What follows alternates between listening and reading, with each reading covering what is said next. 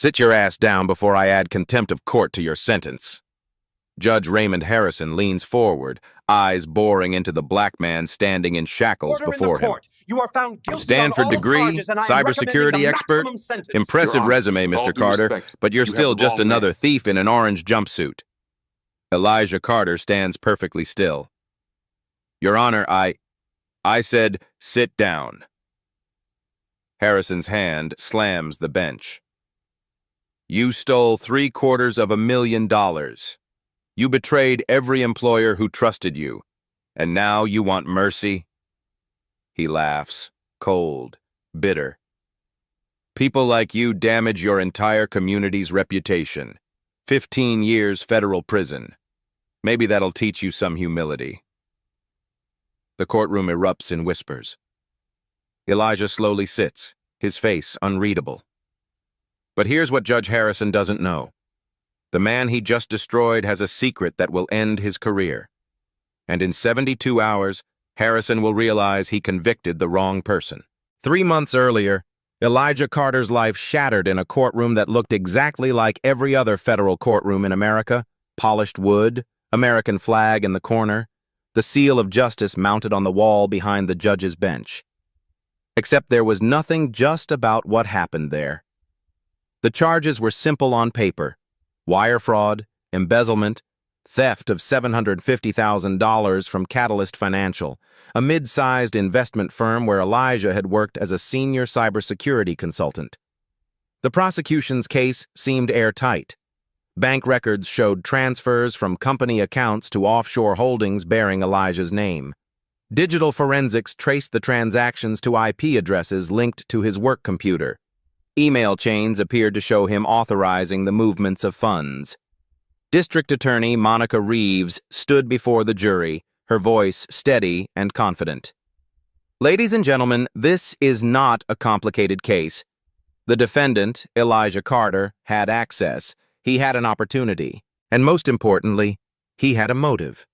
A lifestyle he couldn't afford on his salary alone. She clicked through a presentation. Photos of Elijah's modest home, his 10-year-old sedan. Then, suddenly, images of expensive watches, luxury hotel stays, international flights. The evidence will show that Mr. Carter lived beyond his means. And when the bills came due, he stole from the people who trusted him most. But here's what the jury didn't know. Judge Raymond Harrison had already decided Elijah's fate before the trial even began. Harrison had a reputation. 15 years on the federal bench, known in legal circles as a law and order judge. Conservative media loved him, the kind of judge who didn't coddle criminals, who believed in harsh sentences and personal responsibility. But the numbers told a different story. In cases involving black defendants charged with financial crimes, Harrison's conviction rate was 91%. For white defendants facing identical charges, 29%. Black defendants in his courtroom received an average of 8.2 years longer sentences than white defendants for the same crimes. These weren't accidents. They were patterns, and patterns reveal intent. During Elijah's trial, Harrison's bias showed itself in 1,000 small cuts. When Elijah's public defender, an overworked woman named Sarah Carter, who'd been assigned the case just 2 weeks before trial, tried to present her opening statement, Harrison interrupted her 14 times in the first 10 minutes. "Counsel, get to the point." "Ms. Carter, this court doesn't have time for theatrical speeches. Move along, counselor. We've heard this story before." But when D.A. Reeves spoke, Harrison leaned back in his chair, nodding along, occasionally making notes. No interruptions, no impatience. The prosecution called their first witness, a digital forensics expert named Dr. Robert Klein, a man who'd testified in dozens of cases, always for the prosecution, and who charged $500 an hour for his services. Dr. Klein explained, in careful technical language, how he'd traced the stolen funds. "The digital signature is irrefutable," he said, adjusting his glasses. "These transfers originated from Mr. Carter's workstation. The authentication codes match his credentials. There's no possibility of external intrusion." Sarah Carter stood for cross-examination. Dr. Klein, isn't it true that IP addresses can be spoofed? That authentication codes can be stolen? Objection. Speculation. D.A. Reeves didn't even stand. Sustained. Harrison's response was instant. Sarah tried again. Dr. Klein, did you investigate whether anyone else had access to... Objection. Asked and answered. Sustained. Move on, Ms. Carter. It happened again and again. Every substantive question Sarah asked was met with an objection that Harrison sustained. The jury watched. They learned what the judge wanted them to know. The defense had nothing. When Sarah tried to introduce Elijah's employment records, 12 years of spotless performance reviews, commendations, awards for excellence, Harrison cut her off. Counsel, this court is not interested in a character parade. The defendant's work history is irrelevant to whether he committed these crimes. Your Honor, it speaks to motive. I said it's irrelevant. Move on or sit down. Sarah's hands trembled as she shuffled her papers. She was young, inexperienced, facing a system designed to crush people like her client. But the worst moment came when she requested an independent forensic audit of the digital evidence. Your Honor, we believe the prosecution's forensic analysis is flawed. We request the court authorize an independent expert to... Harrison didn't let her finish. Motion denied. But, Your Honor, this is critical to... Ms. Carter, I've reviewed the prosecution's evidence. Dr. Klein is a respected expert. This court will not waste taxpayer money on defense fishing expeditions. Denied. Final. In the gallery, 3 men in dark suits watched every moment. They took notes. They made eye contact with each other when Harrison shut down the defense. One of them, a man with graying temples and the posture of someone who'd spent decades in law enforcement, leaned forward whenever Harrison spoke, his expression carefully neutral. Elijah noticed them. Of course he did. But he said nothing. The trial lasted just 4 days. In a case involving complex financial crimes, digital forensics, and $750,000, 4 days was absurdly fast. The prosecution presented 23 witnesses. The defense called 6, but Harrison sustained objections to most of their testimony, rendering them nearly useless. When Elijah took the stand in his own defense, Harrison's contempt was palpable. Mr. Carter, speak clearly. Enunciate. This isn't the streets. Elijah had been speaking perfectly clearly. He had a master's degree from Stanford. He'd presented at cybersecurity conferences. But Harrison wanted to remind the jury, mostly white, mostly middle-aged, that this defendant was different, other, less than. Mr. Carter, you expect this jury to believe that someone framed you?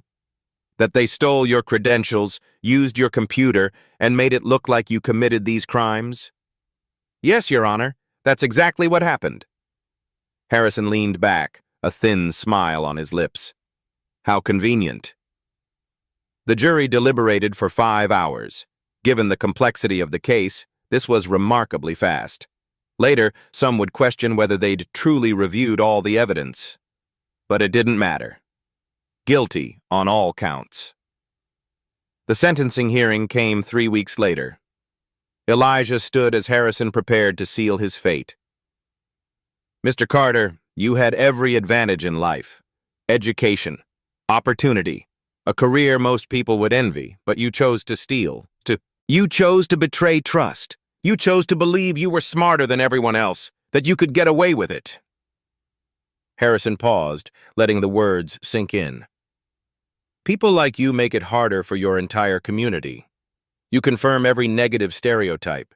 You take opportunities that were given to you in good faith, and you squander them for personal gain. In the gallery, Elijah's wife, Nicole, gripped the armrest of her seat, tears streaming down her face. Their 8-year-old daughter, Maya, sat beside her, too young to fully understand, but old enough to know something terrible was happening to her daddy. I've seen 100 defendants like you, Harrison continued. Always an excuse, always someone else to blame. But today, accountability arrives. 15 years federal prison, No early release, no parole. Maybe that will teach you the humility your education clearly didn't. The gavel came down. Elijah's face remained calm. Too calm. As the marshals moved to take him away, he turned to look directly at Judge Harrison.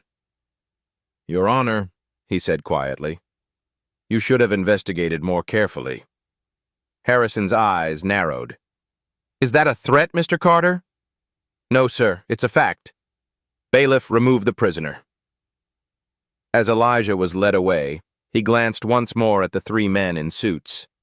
The one with graying temples gave the slightest nod. What no one in that courtroom understood, what Judge Harrison couldn't possibly have known, was that every word, every gesture, every moment of bias had been recorded, documented, cataloged. Because Elijah Carter wasn't just another defendant. He was the bait. And Harrison had just swallowed the hook. 2 weeks after sentencing, something unusual happened. Most wrongfully convicted individuals spend months, sometimes years, filing appeals, navigating bureaucratic mazes, begging overworked public defenders to take their cases seriously. The system moves slowly for people without power, without money, without connections. Elijah Carter's appeal was expedited in 14 days. The emergency hearing took place in the same courthouse, but in a different courtroom, this one belonging to the Federal Appellate Division. Chief Judge Carol Martinez presided, flanked by 2 associate judges. The room was more crowded than typical appeals hearings. Media had caught wind that something significant was happening. The 3 men in dark suits from the original trial were present again, now joined by 5 others dressed identically. And Elijah Carter walked in wearing something no one expected: a crisp white dress shirt, dark slacks, and an expression of absolute control. He carried a single leather portfolio, thin, professional, with an embossed eagle barely visible on the cover. Judge Harrison sat in the gallery, required to attend. His attorney kept whispering questions that Harrison waved away impatiently. "This is a waste of time," Harrison muttered, loud enough for nearby attendees to hear. Judge Martinez gavelled the hearing to order. "Mr. Carter, you've requested to represent yourself. Do you understand the risks?" Elijah stood. "I do, Your Honor, and I'm prepared." His voice carried an authority that made people sit up straighter. "Your Honors, my name is Elijah Carter. For the past 12 years, I have worked in federal law enforcement, specializing in financial crimes and public corruption." The room went still. 3 years ago, the FBI received intelligence that Judge Raymond Harrison was accepting bribes from private prison corporations, specifically targeting black defendants for maximum sentences and payouts. Harrison shot to his feet. "This is outrageous!" Judge Martinez's gavel cracked. "Judge Harrison, sit down. You will have your opportunity to respond." Elijah continued calmly. Traditional investigation proved insufficient. Judge Harrison was careful, so I volunteered to become the proof. He opened the portfolio, revealing documents stamped with FBI seals. "The crime I was accused of never happened. The $750,000 was FBI operational money. The evidence was manufactured by our cyber division. Everything designed to look authentic." He laid out document after document. The goal: give Judge Harrison an ideal target. See if he would convict an innocent man for payment. He did, eagerly. Now Elijah presented the real evidence. Bank records showing Harrison received $127,000 from Sentinel Corrections Inc. payment schedules aligned with convictions. $5,000 for every sentence over 10 years. Email chains between Harrison and prison executives. Subject lines: Q3 targets and performance bonus structure. Then a recorded phone call played through the courtroom speakers. Harrison's voice, unmistakable. "The Carter case is perfect. Educated black defendant. No media sympathy. Push it through quickly. Shing." The executive, 15 years minimum? Harrison, I'm thinking 15 to 20. That's $75,000 for you, plus quarterly bonus." The recording ended. Silence filled the courtroom. Judge Harrison looked like a man watching his world collapse. "Your Honors, I'm not the only victim. We identified 14 other cases where Judge Harrison convicted innocent people. All black. All sent to facilities that paid him." He read names slowly. James Wu, 7 years. Keisha Monroe, 6 years. David Richardson, 4 years. With each name, he placed a photo on the table. 2 of Judge Harrison's victims committed suicide. One was my younger brother, Jordan Carter, convicted 6 years ago by a different corrupt judge. 4 years in prison. 8 months after exoneration, he took his own life. He was 31. Elijah's voice caught briefly, the first crack in his composure. "I can't bring Jordan back, but I could document Judge Harrison's corruption so thoroughly that no one could deny it." He closed the portfolio.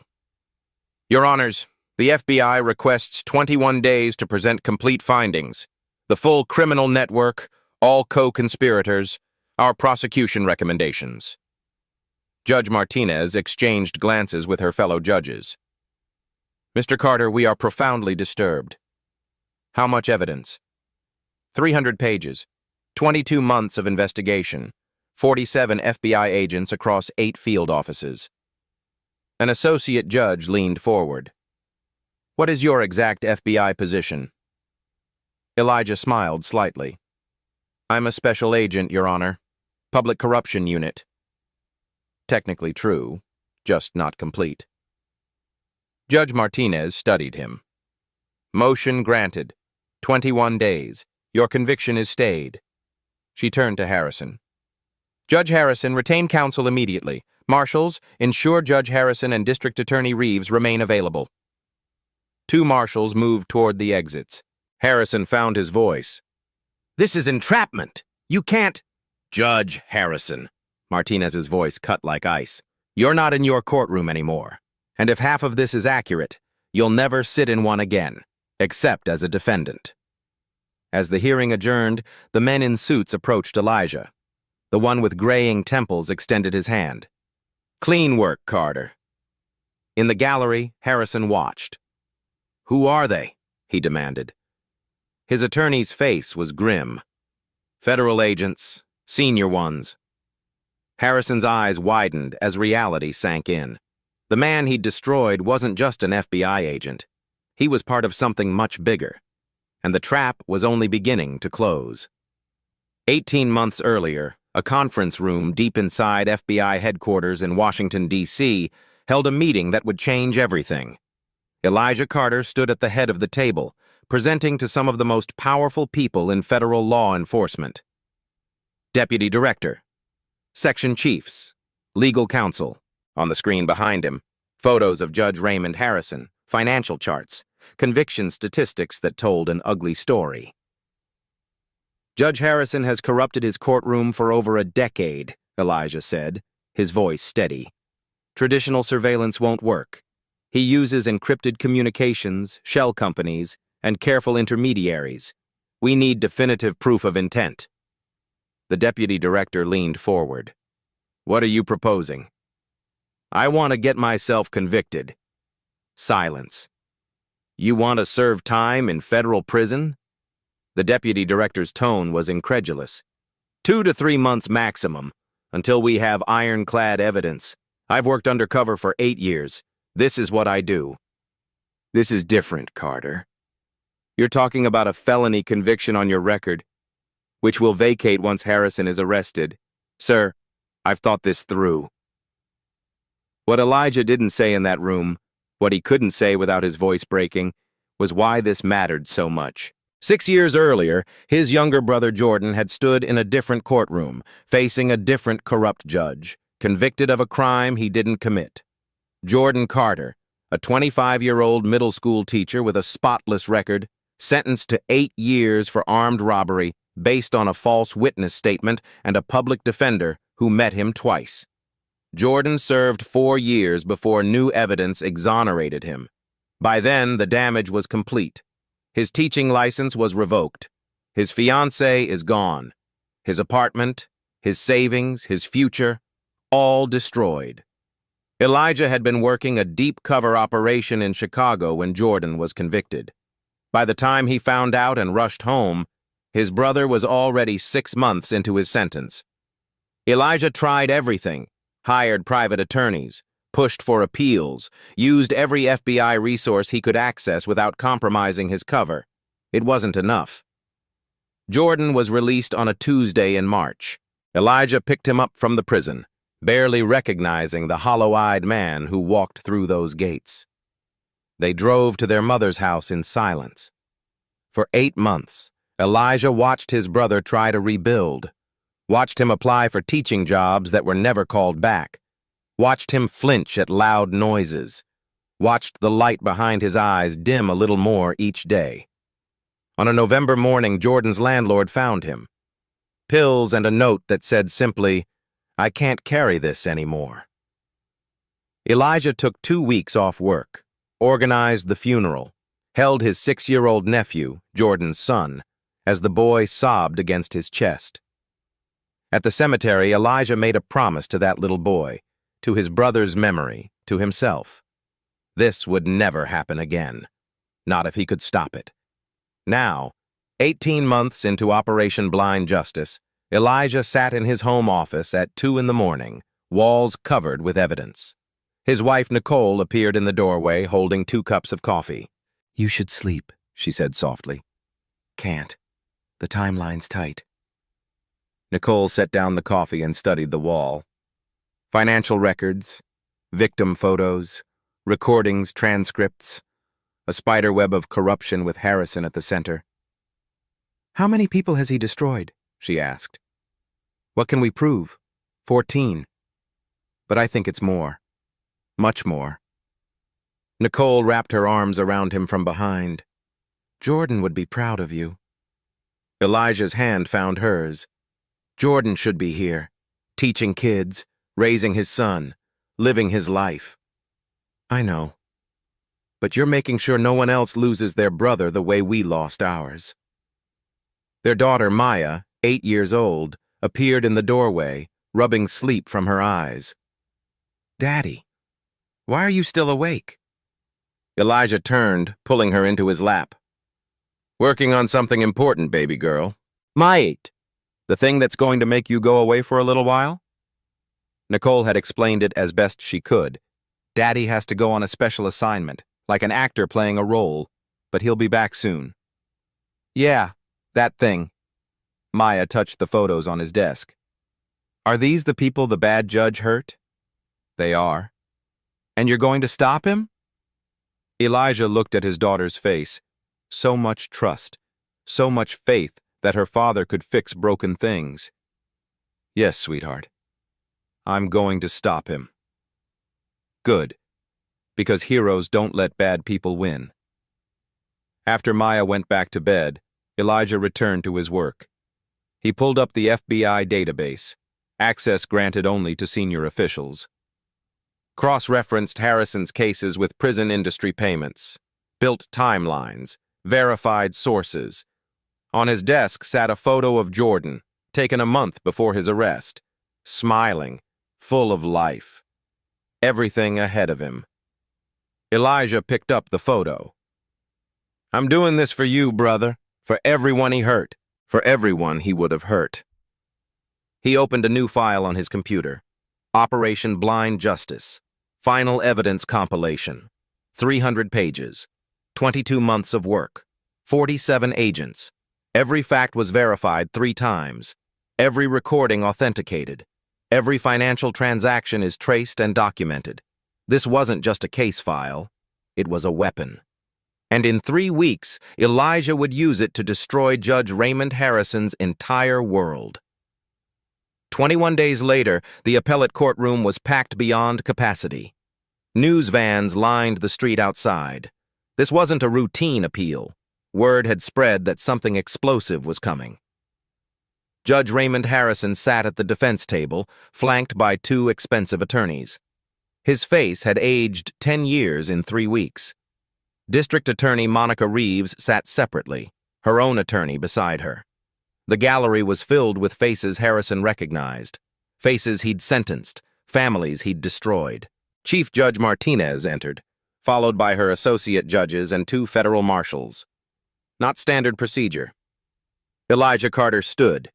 Today, he wore a charcoal gray suit, American flag pin on his lapel. The transformation from convicted felon to federal authority was complete. Mr. Carter, you promised comprehensive evidence. We're ready. Thank you, Your Honor. 3 FBI agents positioned themselves at the prosecution table, surrounded by boxes of documents. For 22 months, the FBI has conducted the largest judicial corruption investigation in U.S. history. What I'm about to present is documented, verified, irrefutable proof. Harrison's attorney stood. Your Honor, I object. Sit down, Mr. Kozlov. You'll have your opportunity. Right now, I want to hear the evidence. Elijah nodded to an agent who wheeled forward a monitor. Let's begin with financials. The screen lit up with Harrison's bank statement. Over 12 years, Judge Harrison received $1.3 million from private prison industry entities. These payments followed a clear pattern. The screen showed a chart, red bars representing Harrison's convictions of black defendants, blue lines showing deposits 2 to 3 weeks later. 94% correlation. Every time Judge Harrison sentenced a black defendant to 10+ years in a Sentinel Corrections facility, he received payment. $5,000 per conviction. Bonuses for sentences over 15 years. Next slide. Email exchanges between Harrison and Robert Vance, Senior VP at Sentinel Corrections. These emails were recovered through a federal warrant. Mr. Vance is in FBI custody cooperating. Elijah read from the screen. Vance to Harrison. Target rich for this quarter. Carter case plus 3 others. Payment schedule attached. Harrison responds, understood. Will prioritize accordingly. The courtroom erupted. Martinez gavelled for silence. Next email. Harrison to DA Reeves. Push Carter trial fast. Need conviction before oversight review. Reeves responds, jury selection optimized. Should be clean sweep. DA Reeves closed her eyes. But the most damning evidence comes from recordings authorized under a federal wiretap warrant. An agent pressed play. Harrison's voice filled the courtroom. The Carter case is perfect. Educated black defendant, solid middle class, Stanford degree, clean record, actually works in our favor. Another voice. Vance. How so? Because when we convict him, it sends a message. No amount of education saves you. Plus, assets we can seize. Adds to Sentinel's bottom line. Sentencing target? 15 minimum. I can push 20 if evidence plays right. These educated ones think they're untouchable.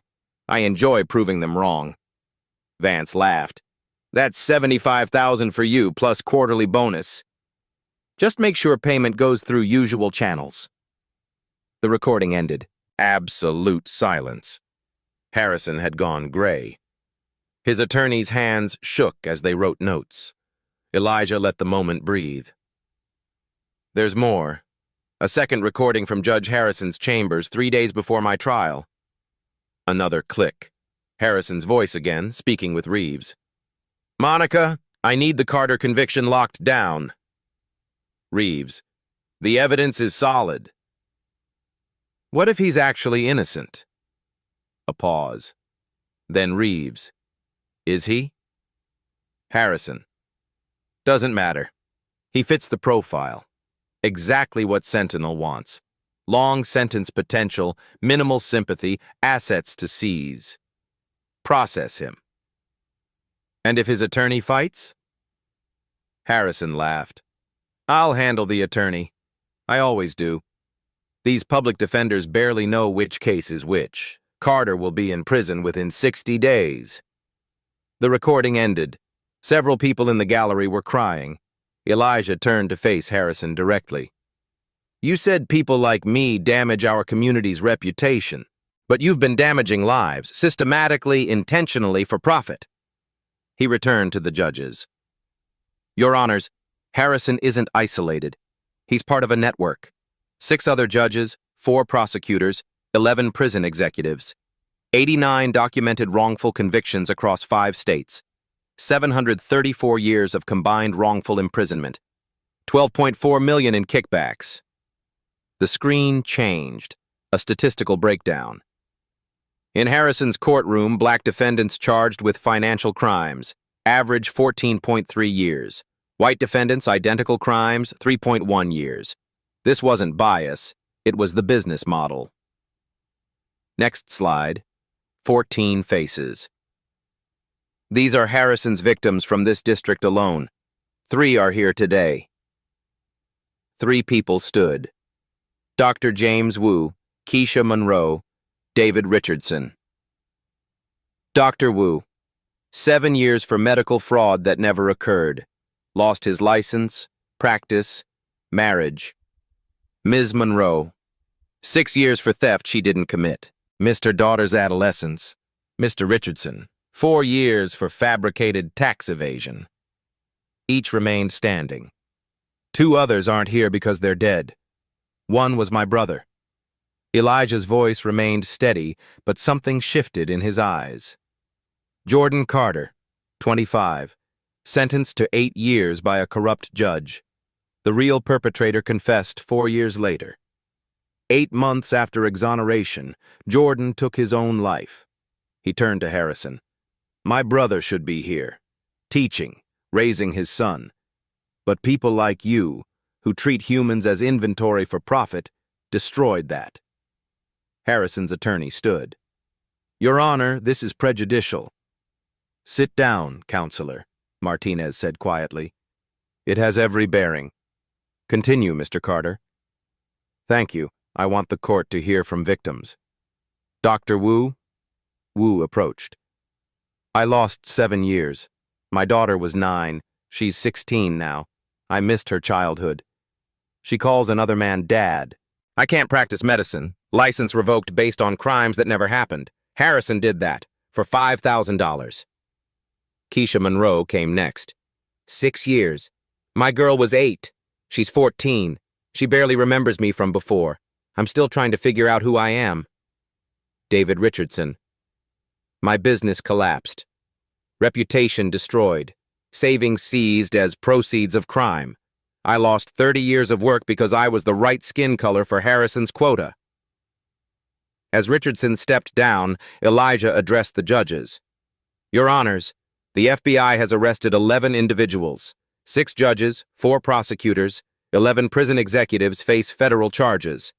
This morning, Robert Vance and 7 others were taken into custody. He looked at Harrison. Judge Raymond Harrison, the FBI has obtained federal arrest warrants for racketeering, conspiracy, deprivation of civil rights, and 47 counts of judicial misconduct. 2 marshals stepped forward. Harrison went white. You can't. Stand up, Judge Harrison, the marshal said. His attorneys tried to intervene. Your Honor, this is irregular. Martinez's voice cut through. It's entirely legal. The FBI has presented sufficient evidence. Marshals, proceed. Harrison stood on shaking legs. Judge Raymond Harrison, you're under arrest. You have the right to remain silent. The Miranda rights echoed as Harrison's hands were cuffed. The man who'd sentenced Elijah to 15 years now stood in chains. The power had reversed completely. But Harrison wasn't finished. Even in handcuffs, even with federal marshals beside him, his arrogance remained. Years of unchecked power don't disappear in a moment. This is illegal! Harrison's voice rose, shrill with desperation. This entire proceeding is a setup. He's just a rogue agent with a vendetta. He turned to the appellate judges, face flushed red. I demand you contact the FBI leadership. I want to know who authorized this witch hunt. He pointed at Elijah, hand shaking. What's your rank, Carter? Who do you report to? I want your supervisor here to explain how a convicted felon is running an investigation. The courtroom buzzed with tension. Harrison's attorneys tried to quiet him. He shook them off. Answer me. Some mid-level agent playing cowboy? You think you can destroy a federal judge without consequences? Elijah stood perfectly still, hands clasped. That slight smile returned. Judge Martinez raised his hand. Actually, I'd like to hear the answer as well. Mr. Carter, what is your exact FBI position? Elijah nodded. An FBI agent handed him a leather credential case. Your Honor, I apologize for the necessary deception. He walked to the center of the courtroom, opened the case, and held it up for everyone to see. My name is Elijah Carter. I am Assistant Director of the Federal Bureau of Investigation, Criminal Investigative Division. The courtroom exploded. Elijah's voice cut through the chaos. I don't report to a supervisor in this operation, Judge Harrison. 14 field offices report to me.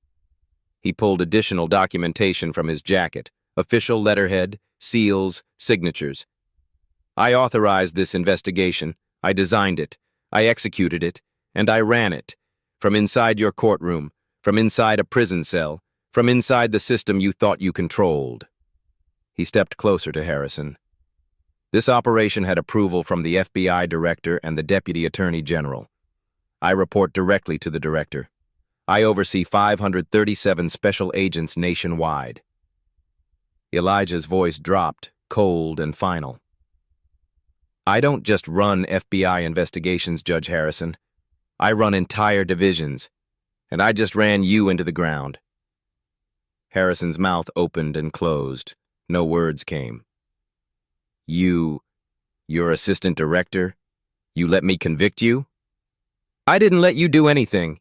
You convicted me because you're corrupt.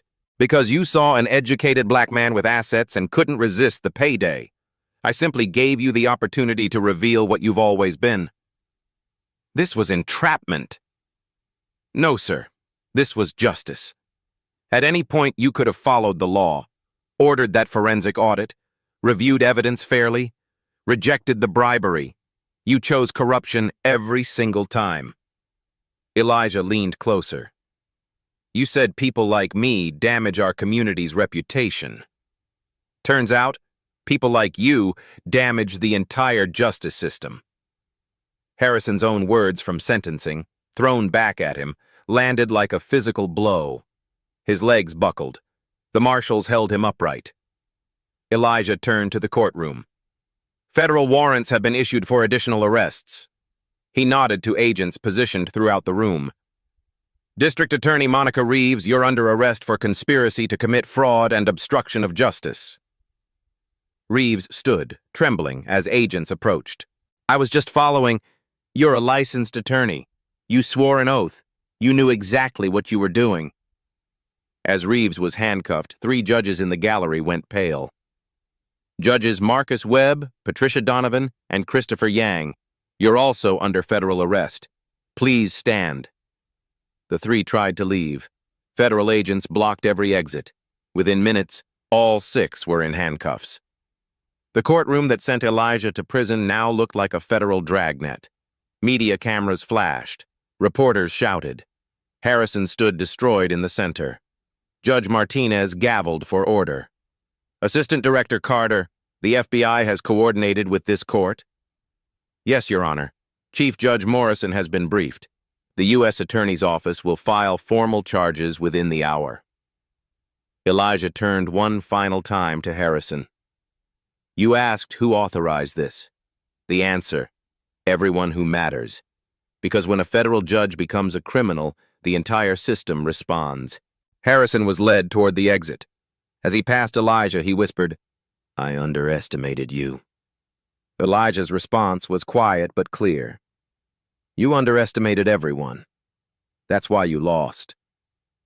The doors closed behind Harrison. The courtroom remained in stunned silence. Elijah Carter, no longer a convict, no longer undercover, stood as what he'd always been, one of the most powerful law enforcement officials in America. The trap was complete. 3 days later, a formal federal hearing convened to address the full scope of the conspiracy. Chief Judge Carol Martinez presided over what was effectively a mass exoneration proceeding. The 14 victims sat together in the front rows, united.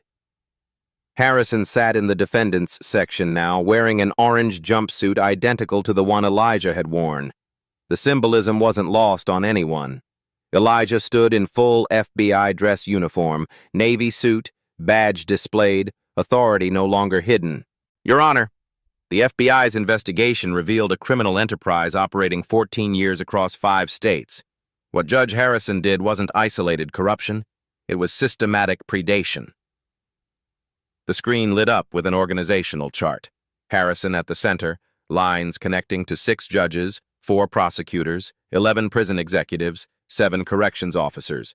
28 individuals participated. Total damage, 89 wrongful convictions, 734 years wrongful imprisonment, $12.4 million in kickbacks, $43 million in fraudulent asset seizures. Martinez leaned forward. Walk us through how this operated. Yes, Your Honor. 3 phases. First, identification. They targeted Black and Latino professionals with clean records and assets. Next slide, demographic breakdowns. 98% minorities. Average victim age 37. Average income $72,000. Calculated choices to maximize profit while minimizing public attention. Phase 2, conviction. Harrison coordinated with prosecutors to rush trials, suppress evidence, ensure convictions. He denied motions, sustained frivolous objections, intimidated defense attorneys. And Phase 3? Payment and asset seizure. Within 2 weeks of sentencing, Harrison received deposits. Simultaneously, victims' assets, homes, savings, businesses, seized as proceeds of crime. Then sold, proceeds split among conspirators. Elijah paused. They didn't just steal freedom, Your Honor. They stole entire lives. Martinez turned to Harrison. You have the right to address these allegations. Harrison's attorney stood. Your Honor, my client maintains these were errors in judgment, not criminal intent. Counselor, Martinez interrupted, your client received $1.3 million. Those aren't errors. That's a business model. The attorney sat. Judge Harrison, do you wish to speak? Harrison stood slowly, voice barely audible. I made mistakes. The system. Everyone wasn't, Elijah said. Thousands of judges faced the same pressures. They said no. You said yes, for 14 years. Harrison tried again. I'm sorry. To all victims. You're sorry you got caught, Keisha Monroe's voice rang out. She stood, tears streaming. You're not sorry for what you did. Martinez didn't reprimand her. Harrison collapsed into his seat. Your Honor, I'd like victims to speak. Dr. Wu? Wu approached, voice steady but pained. Harrison targeted me because I was successful. Thriving practice, family, respect. He took all of it. 7 years. My daughter doesn't trust me. My patients moved on. Even after exoneration, the stain remains. He did that deliberately, knowing I was innocent because I was profitable. Keisha Monroe spoke next. 6 years. My daughter was 8. She's 14 now. Courts gave me back freedom but can't give me back her childhood. Those years are gone. Harrison stole them for $5,000. David Richardson's testimony was brief but devastating. I built a business over 30 years, employed 15 people. Harrison destroyed it in 4 months. Everything is gone. My employees lost jobs. My reputation is still ruined, and he did it knowing I was innocent. One by one, all 14 victims testified. Each story has the same theme: targeted, destroyed, discarded for profit. When the last finished, Elijah presented final evidence. Your Honor, we recovered Harrison's personal journal. I'd like to read one entry from 2 years ago. He held up the journal. Quote, the key is finding defendants who won't generate media attention. Middle class, educated, respectable, perfect targets. They have assets worth seizing, and their communities won't rally. It's a gold mine if you work it correctly." End quote. Silence. "He called human beings a gold mine, Your Honor. He turned his courtroom into a hunting ground and people who trusted our justice system into prey." Martinez removed her glasses, face etched with disgust. "I've been a federal judge for 19 years. I've never seen anything this calculated, this cruel." She looked at Harrison. "You didn't just break laws. You shattered the public trust holding our entire system together." Harrison stared at the floor, unable to meet anyone's eyes. The man who'd wielded absolute power now looked small, broken, pathetic. Justice was no longer delayed. It had arrived. 2 weeks later, the federal sentencing hearing for Raymond Harrison drew a crowd unlike anything the courthouse had seen in decades. Every major news network sent crews. The gallery was packed with victims, their families, civil rights advocates, law students, and citizens who'd followed the case obsessively. Outside, protesters held signs. "Justice for the 89 and corrupt judges belong in prison." Harrison sat at the defense table, flanked by his attorneys. He'd aged dramatically. Hair grayer, face gaunt, shoulders slumped. The man who'd once commanded courtrooms with imperious confidence now looked defeated before sentencing even began. Judge Carol Martinez presided, her expression grave. This wasn't a routine sentencing. This was a reckoning. The U.S. Attorney, Jennifer Lawson, stood to present the government's position. "Your Honor, Raymond Harrison faces 67 federal counts, racketeering under RICO statutes, wire fraud, honest services fraud, deprivation of civil rights under color of law, conspiracy, obstruction of justice, and money laundering. Federal sentencing guidelines suggest 45 to 60 years. She paused, letting the number sink in. Harrison is 54 years old. This is effectively a life sentence, and the government believes that is appropriate. Lawson approached the bench, her voice steady and clear. Your Honor, Raymond Harrison didn't just break laws. He broke the sacred covenant between the judiciary and the people. Every person who enters a courtroom trusts the judge will be impartial. Harrison sold that trust for $1.3 million.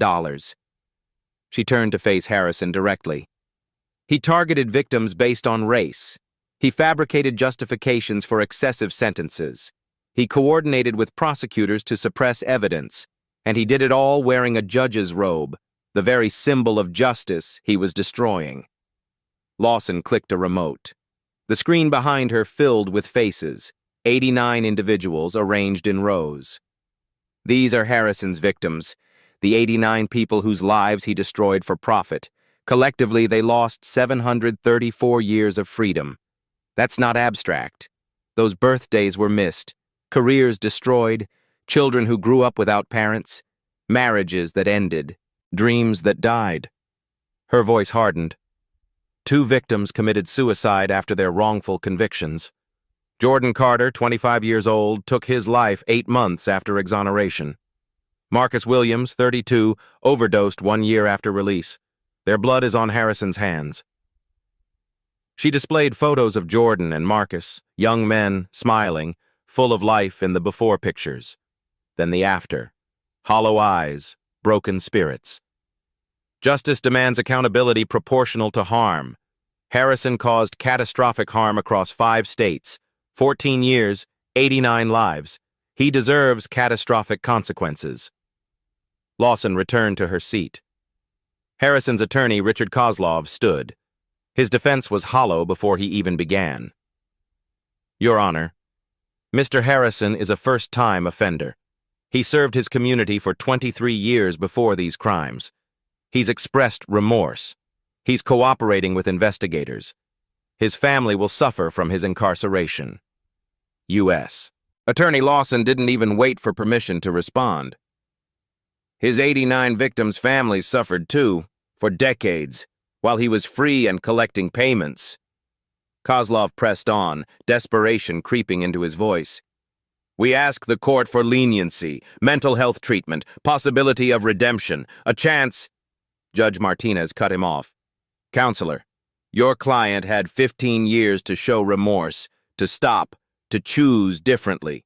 He chose profit, every single day. Sit down. Kozlov sat. Martinez turned to Elijah. Assistant Director Carter, you filed a victim impact statement. The court would like to hear it. Elijah stood, walked to the witness stand. He wore his FBI uniform, every ribbon and commendation visible. But his face showed something beyond professional duty, personal pain held in check by discipline. Your Honor, Judge Harrison sentenced me to 15 years in federal prison. I served 63 days before this operation concluded, and he paused, choosing words carefully. Those 63 days gave me a glimpse of what my brother Jordan experienced. The dehumanization, the hopelessness, the knowledge that the system you trusted has betrayed you. His voice caught slightly. Jordan served 4 years for a crime he didn't commit. When he was finally exonerated, he couldn't rebuild. The damage was too complete. 8 months after his release, he took his own life. He was 31 years old. Elijah looked directly at Harrison. Judge Harrison, you didn't kill my brother directly, but judges like you, corrupt, prejudiced, cruel, you created the system that killed him.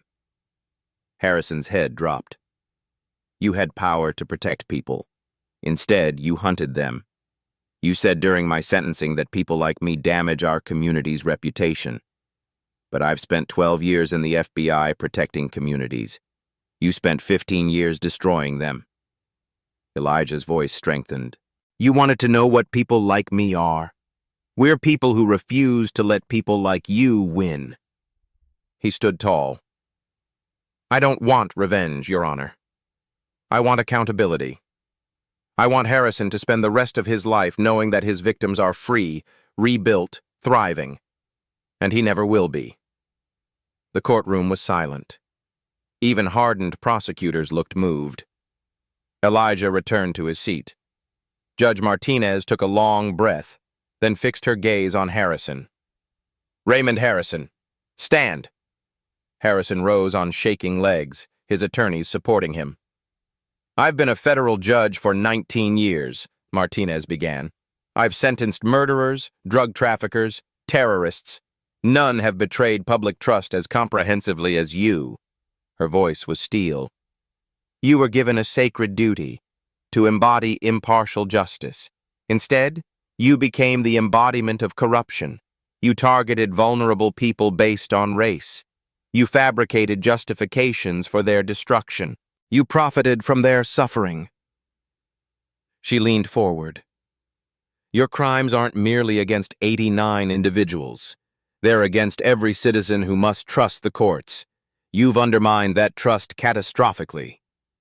Martinez lifted the sentencing document. The law provides guidelines, but your crimes are so egregious, so sustained, so calculated, that guidelines alone are insufficient. She read slowly, deliberately.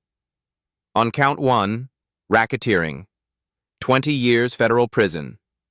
On counts 2 through 90, civil rights violations, 25 years consecutive. On conspiracy, fraud, and obstruction counts, 15 years consecutive. She paused. Total sentence, 60 years federal prison. No possibility of parole. The courtroom erupted. Victims embraced, crying. The media scrambled to report. Martinez wasn't finished. You'll be 114 years old before you're eligible for release. You will die in federal custody. All assets are seized. $8.3 million in restitution to victims. Lifetime prohibition from any legal practice or public service. She looked at Harrison with something close to contempt. You came into this courtroom in a position of power. You leave as inmate 847293. That's justice. Harrison collapsed. Marshals held him upright. As he was led away, he looked at Elijah one final time. His lips moved. I underestimated you. Elijah's response was quiet but clear. You underestimated everyone. That's why you lost. The doors closed behind Harrison. In the gallery, Keisha Monroe held her daughter. Dr. Wu wept with relief. David Richardson sat with his head in his hands, finally able to breathe. Justice, delayed, fought for, hard won, had finally arrived. 1 year later. Elijah Carter still serves as FBI Assistant Director, but now he also leads the Judicial Integrity Task Force, a nationwide unit dedicated to rooting out judicial corruption. 200 agents, 50 states. We've identified 247 cases of potential misconduct under investigation. Elijah tells Congress in televised testimony, "The cancer runs deeper than we thought, but we're cutting it out." Congress responded. The Judicial Accountability Act of 2025 passed 3 months later. Mandatory financial disclosure for all federal judges, independent oversight boards, automatic review of sentencing disparities by race. Activists nickname it Jordan's Law. Elijah keeps a framed copy beside his brother's photo. The 89 victims are rebuilding.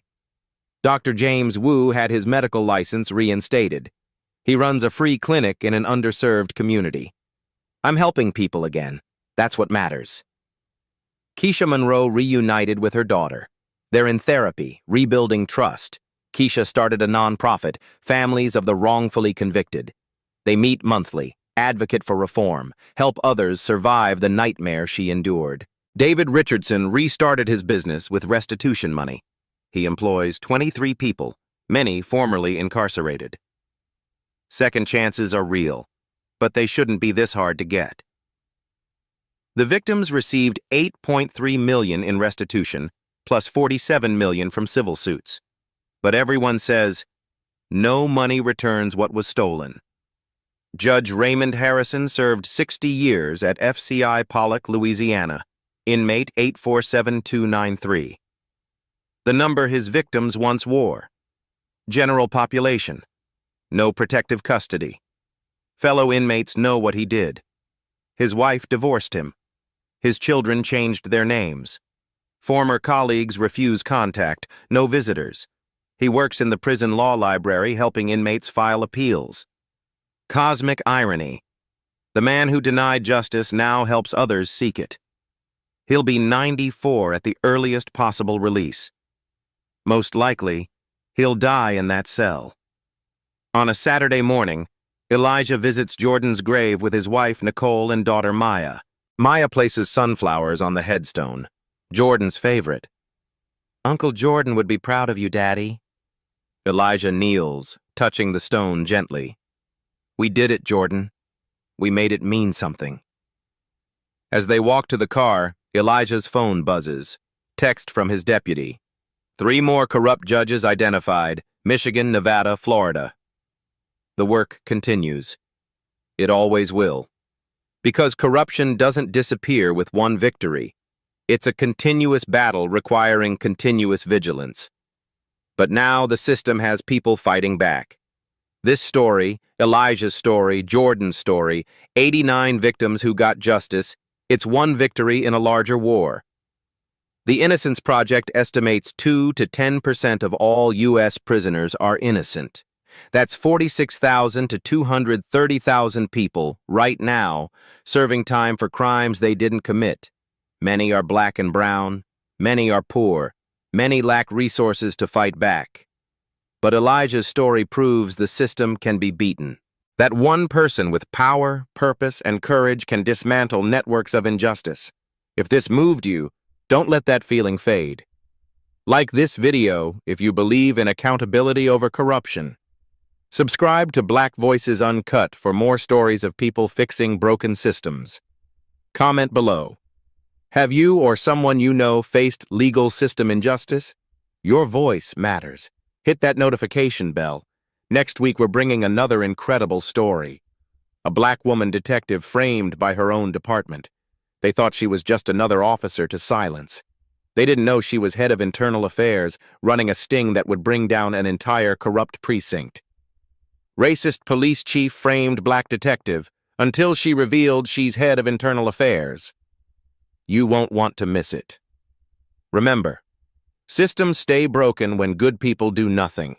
Be the person who does something. Justice isn't a spectator sport. It's a calling.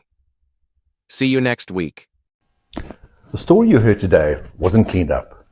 It was told exactly as it happened. At Black Voices Uncut, we believe that's the only way truth can live. If you felt something, hit like, comment, and your reaction, and subscribe. Every week, we bring you voices that refuse to be silenced.